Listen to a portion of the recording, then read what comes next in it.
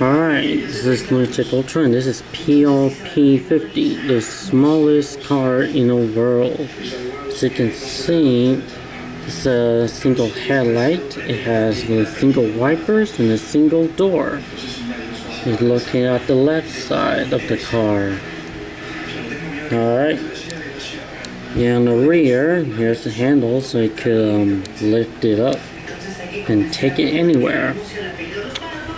Alright, it's the smallest three-wheel car, manufactured in 1962 to 65 at the Isle of Man. Alright, which is an island between Great Britain and Ireland. Alright, here's the little motor here, and this is the muffler. Alright, these wheels are also be used as the scooters. I'll scroll it down a little bit so you can see. Alright, in 2010 they're still making this. Right now, this is a replica. You see the man carrying the car with him. And the interior is like a basic vehicle. No technometers, no stereo.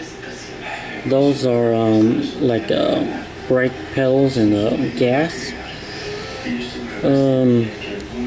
Alright, this is a side mirror.